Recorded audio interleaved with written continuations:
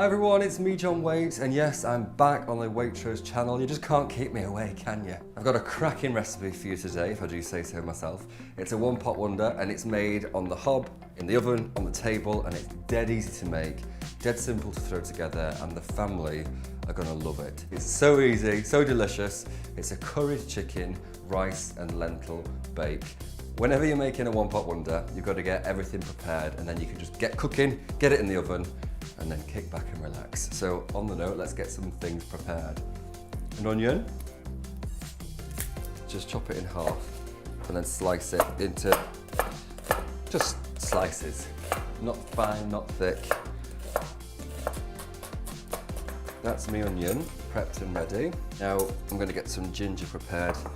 Just gonna take the skin off the ginger with a teaspoon. It's much easier to scrape it off than use a knife. And then you could spend a while trying to chop that finely with a sharp knife and a steady eye, but I sometimes think life is too short, so I just get a little grater and grate, and shake, shake, shake as you go.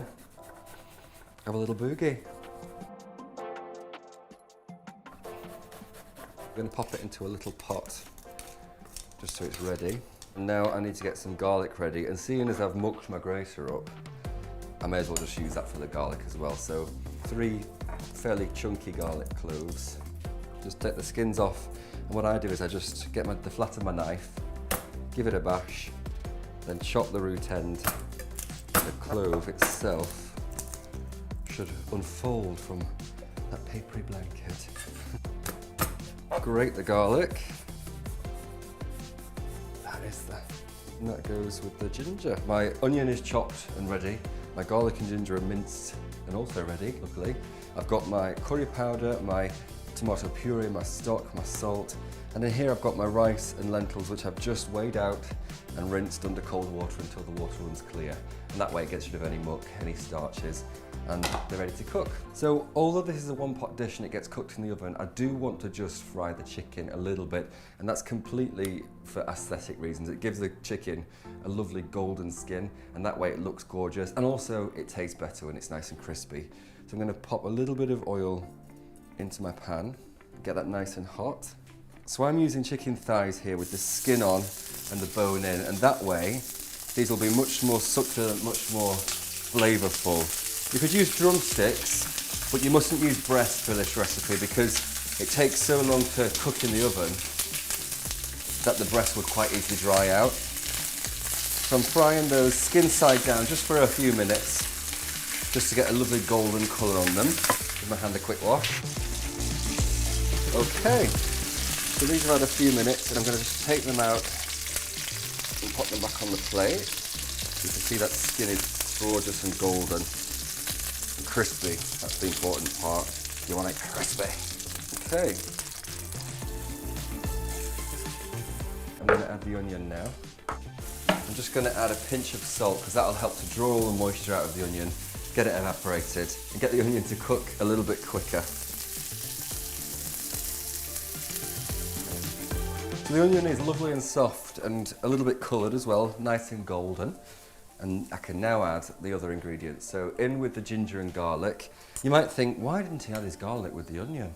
Well, that's something you shouldn't really do because garlic cooks off and burns much more quickly than an onion does. So I always cook the onion down first and then add the garlic. So once you can smell that garlic and ginger, which is quite quickly actually after you've added it, I'm going to then add the lentils and the rice. Now I use a mixture here of lentils and rice because that's what I had in my cupboard when I was making this recipe up. If you wanted to just use rice, you could just use rice. If you wanted to just use lentils, just use lentils. The world is your oyster with this recipe. Just make sure the weight is exactly the same. The one thing I wouldn't use is like a wild rice or a brown rice because they take much longer to cook and you don't want to be nibbling on raw rice when you sit down to dinner, do you? But just stir the rice and lentils in to coat them in that oniony, garlicky, gingery joy. And then I'm going to add some curry powder. I like it spicy, I like a kick in life, so I'm going to use a hot curry powder. And if the idea of this recipe has got your juices flowing, you can get the full recipe via the link in the video description. Curry powder's in, I'm going to add a bit of tomato puree as well, just to give it an extra layer of flavour. Start to roast and toast that curry powder, and once that's well mixed, I can throw in my chicken stock. I like to use stock out of a little sachet, should we call it like this. But if you've already got some stock cubes or jelly pots lurking in your cupboards, feel free to use those. And it looks like a lot of stock here. You might think, oh, that poor dish is overwhelmed with stock.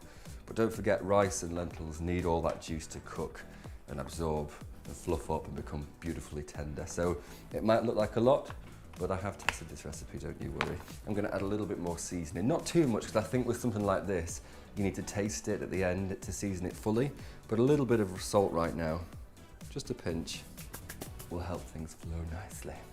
I'm using both lentils and rice because that's what I had in my cupboard, but also I like that mixture. But what would you use? Let me know in the comments.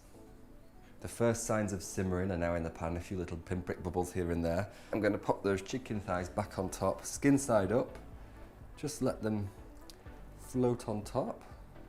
And I'll give my hands a quick wash, and I'm going to put this in the oven. Excuse me.